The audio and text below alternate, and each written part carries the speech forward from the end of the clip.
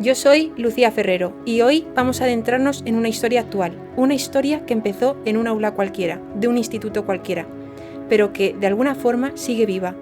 Lo llaman la silla maldita. Bienvenidos a Ecos del Umbral.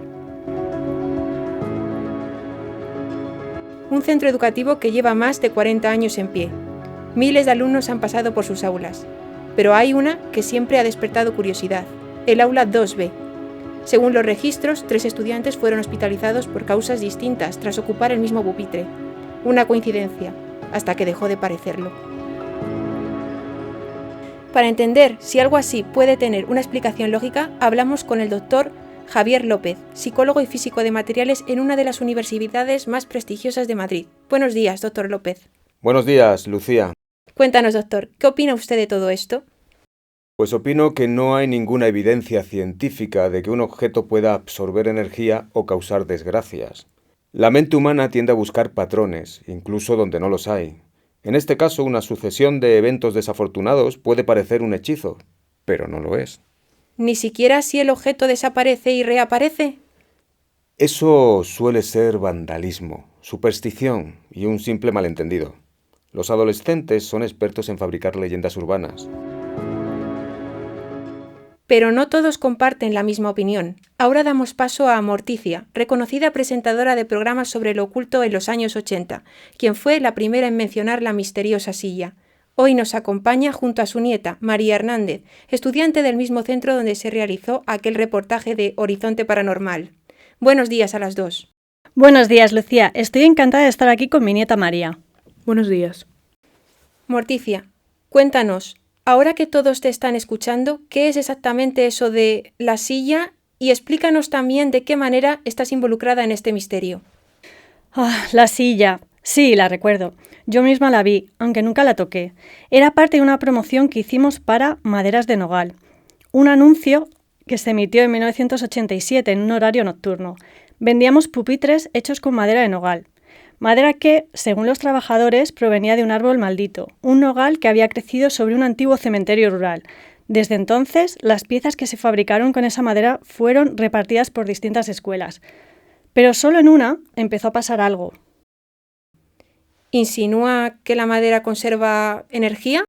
La madera respira, Lucía. Y recuerda. Muchas gracias, Morticia. Es un verdadero honor tenerte con nosotros esta noche. Y ahora vamos a escuchar la última grabación de María, su nieta. Toda la razón, Lucía. Vamos a escuchar mi grabación. Vale, estoy grabando desde el aula 2B. Dicen que la silla estaba aquí, en la esquina, pero no hay nada. Solo hay polvo. No sé, es raro, hace frío. Joder, ¿qué ha sido eso? Voy a apagar esto un segundo. Mira, Lucía, eso es claramente un ruido ambiental amplificado. Los móviles graban con micrófonos muy sensibles. Cualquier vibración puede parecer algo sobrenatural. Y sin embargo, doctor, 3 días después de esa grabación, los sensores de movimiento del pasillo detectaron una sombra moviéndose frente al aula, cuando no había nadie en el edificio. Sombra, polvo, error del sensor. No hay misterio. Bueno, vamos a escuchar otra perspectiva. Nos acompaña en línea una exalumna del centro, que asegura haber tenido un encuentro con la silla. Sofía, ¿nos escuchas? Sí, hola.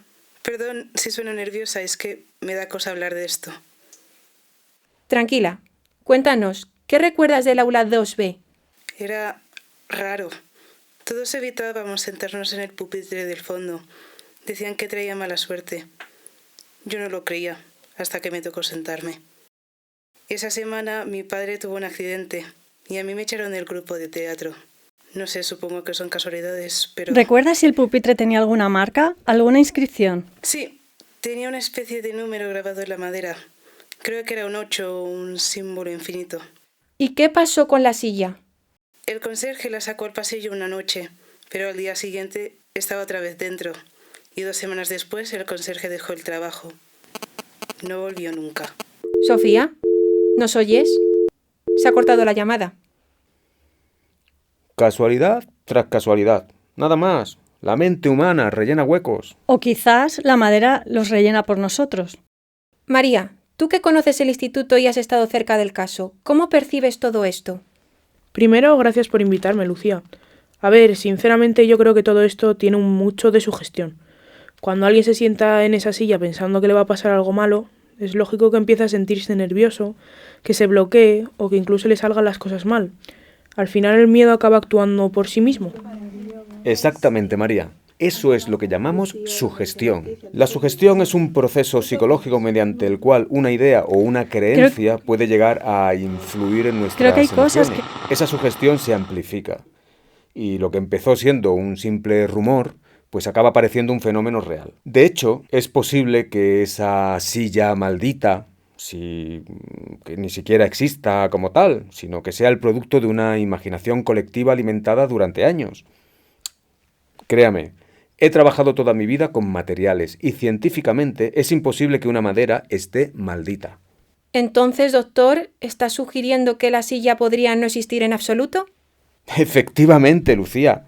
Puede que nunca haya existido un pupitre concreto al que atribuir todo esto. Basta con que alguien empezara a señalar una coincidencia para que la historia hiciera el resto. Yo creo que esto tiene mucho de sugestión, repito.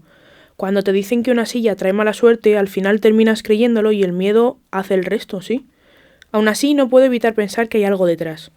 Llevo escuchando hablar de esa silla desde que entré en el instituto, y nadie ha conseguido demostrar que no exista. Tal vez sea solo una historia que ha ido creciendo con los años, pero la silla, o lo que representa, sigue ahí. En el aula, en los pasillos, en lo que la gente cuenta. Y eso de algún modo también la hace real. Claro que puede existir, María. Nadie lo niega. Lo que digo es que hay personas que se sugestionan solo con pensar que están sentadas en esa silla. Y la mente humana es poderosa. Puede hacernos creer que lo que sentimos tiene una causa externa cuando en realidad nace de dentro. Dime, María, como estudiante del centro, ¿tú has llegado a sentarte en esa silla? No, nunca. Precisamente por eso empecé a investigar. Mi abuela, Morticia, trabajó durante un tiempo para la empresa Maderas Nogal, la que suministró el material de estos pupitres. Era bastante conocida entonces por participar en programas de temática paranormal y siempre le intrigó esa historia, así que decidí seguir el hilo y empezar a entender de dónde viene realmente todo esto, porque sinceramente me parece inquietante. Maderas Nogal fue, hasta donde sabemos, una empresa completamente normal. Se dedicaban a reutilizar madera para fabricar mobiliario escolar y obtuvieron incluso reconocimiento por su compromiso medioambiental. No hay ningún indicio de prácticas extrañas ni nada que sugiera que sus productos pudieran estar malditos. La madera, venga de donde venga, es solo madera. No tiene voluntad, no tiene energía ni memoria. Pensar lo contrario carece de fundamento científico. Morticia, ¿tú qué opinas? Creo que hay cosas que, por mucho que intentemos explicarlas, se resisten a la lógica. He pasado décadas investigando casos de este tipo y créeme, algunos parecen imposibles hasta que los vives de cerca. En tu programa, hace algunos años, hablaste de un supuesto vínculo entre esa madera y los procesos de brujería del siglo XVII. ¿Sigues creyendo que puede existir alguna conexión? Sí, recuerdo perfectamente aquel capítulo. Estábamos investigando distintas empresas de fabricación de muebles y materiales de interior, que por alguna razón aparecían una y otra vez en nuestros informes. Lo curioso fue que en varios casos coincidían con un mismo patrón. Personas que habían comprado mobiliario de ciertas compañías comenzaron a experimentar problemas de salud dentro de sus propias casas. No hablamos de alergias normales, sino de cuadros de fatiga, insomnio, ansiedad, incluso episodios de desorientación. Y lo más inquietante es que todos esos muebles procedían de una misma partida de madera. Por eso, cuando oí hablar de esta silla, recordé inmediatamente aquel estudio. Las coincidencias a veces no son tan fáciles de descartar. Mire, Morticia, si lo analizamos con calma, es muy posible que aquellos materiales estuvieran maltratados o que las empresas de entonces no fueran demasiado rigurosas con los controles de calidad. Estamos hablando de otra época. En los años 80, muchas fábricas reutilizaban madera sin seguir protocolos de seguridad, ni estudios de toxicidad, pues como los que tenemos hoy. Lo que quiero decir es que quizá lo que se vendía no era apto para su uso, y eso explicaría los casos de mareos, alergias, intoxicaciones leves que se asociaron a determinados muebles. Pero eso no significa que hubiera una maldición detrás. Y recuerde que han pasado ya más de 40 años, Morticia. En el 83 las exigencias no eran las mismas. Tú, perdona que te tutee, tenías apenas 23 años y es normal que con esa edad uno sienta curiosidad por lo misterioso. Es comprensible, pero todo lo que nos intriga no tiene por qué estar maldito. A veces solo hay una explicación humana que se nos escapa. No se trata de superstición, doctor. He investigado durante años en mi programa de aquel entonces y descubrí algo que la mayoría prefería olvidar. Los primeros registros de la empresa datan de 1924, pero sus archivos más antiguos, los originales, fueron quemados en un incendio. Solo queda una hoja, rescatada por un antiguo empleado.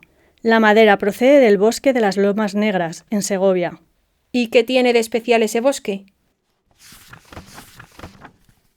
Allí en el siglo XVII se realizaban juicios inquisitoriales. Se construyeron piras con las maderas de aquellos nogales y con ellas se quemó a decenas de mujeres acusadas de brujería. Las cenizas se mezclaron con la tierra y de esa tierra volvieron a crecer los árboles. Esos son leyendas populares. No hay evidencia arqueológica. La madera no guarda almas ni venganzas. Pienso que quizá el doctor tenga razón. Quizá todo esto no sea más que una sucesión de coincidencias. Rumores que con los años se fueron mezclando con la imaginación de quienes pasaron por esas aulas.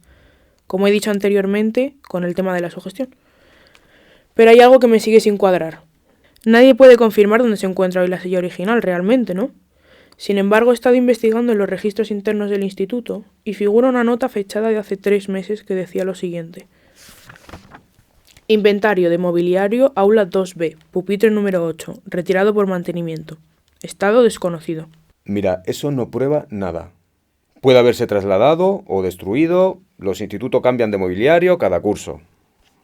¿Y los alumnos desaparecidos, doctor? 3 casos en 20 años, los 3 registrados en cursos donde se impartían clases en esa misma aula. Desapariciones no significa relación. No hay evidencia. No la hay, pero tampoco hay explicaciones. María, tú eres estudiante del centro y llevas meses investigando este caso. Cuéntanos, ¿hasta dónde quieres llegar? ¿Cuál es realmente tu objetivo? Pues Lucía, como ya dije en el documental de Horizonte Paranormal, para mí todo esto es una sugestión colectiva. Historias que se han ido exagerando con los años. Y mi objetivo es llegar al fondo para demostrar de una vez por todas que todo esto es una patraña. Entonces, si crees que no hay nada paranormal, ¿qué es exactamente lo que quieres encontrar? Pruebas, archivos, informes, cualquier documento que demuestre que la madera de la que se habla no viene de ningún lugar oscuro ni histórico, que la madera es normal. Porque pensar que todo el mobiliario de un instituto esté maldito y que encima haya una silla que pueda hacerte enfermar solo por sentarte no tiene ningún sentido. Morticia, María es tu nieta y no comparte tus creencias. Tú, sin embargo, piensas que sí hay algo más. ¿Cómo vives esa diferencia? María está haciendo lo mismo que hice yo a su edad, buscar respuestas. Es verdad que es menos supersticiosa, pero creo que de corazón que si sigue investigando acabará encontrando más de lo que espera. Yo también creo que hay algo, Lucía, pero ese algo era la sugestión. Claro que existe una silla, como existen miles en los institutos, pero nada de esto está maldito. Eso es justo lo que quiero demostrar. A veces, cuando uno busca negar algo, es cuando más cerca está de confirmarlo. Doctor López, ¿qué opina usted? Mire, es completamente normal que María quiera investigar. Y coincido con ella, ¿eh? Todo apunta a un fenómeno de sugestión social. No existe la madera maldita. Lo que sí puede existir es madera maltratada. En los laboratorios de materiales de hace décadas no se trabajaba como ahora. Repito, podría haber barnices tóxicos, hongos, sustancias que provoquen mareos o malestar. Vete a saber. Si hay algo real aquí, no es una maldición, es una posible intoxicación. Doctor, hay cosas que no se pueden medir en un laboratorio. En Horizonte Paranormal hablo con una antigua conserje del centro. Ella contó que su madre le decía que esa madera procedía de edificios usados por la Inquisición, lugares donde se quemaban brujas. Abuela, entiendo que quieras creerlo, pero decir que un material tiene alma y puede hacer daño no es lógico. Estoy de acuerdo con María. Aún así, la animo a seguir investigando y también a desmentir todo esto con pruebas. ¿Y las desapariciones, doctor? Los casos sin resolver, ¿eso tampoco le parece extraño? Extraño sí, pero no suficiente para hablar de una maldición. Lo siento. Lo habéis escuchado bien. Para el doctor no significa nada, para Morticia lo significa todo. Y María sigue investigando. Antes de despedirnos, os dejo una pregunta para haceros reflexionar. ¿Puede un objeto conservar la memoria del sufrimiento? ¿O somos nosotros quienes por miedo damos poder a lo inanimado? Sea cual sea la respuesta, si algún día entras en un aula vacía y ves una silla solitaria al fondo, piénsalo 2 veces antes de sentarte. ¿Has escuchado Ecos del Umbral, la silla maldita? Un podcast original de Lucía Ferrer, con las voces de nuestros invitados especiales, Morticia y el Dr. López, junto con la estudiante del centro donde se encuentra el misterio, María, y con la participación de Sofía. Gracias por acompañarnos y recuerda, algunos ecos nunca terminan de apagarse.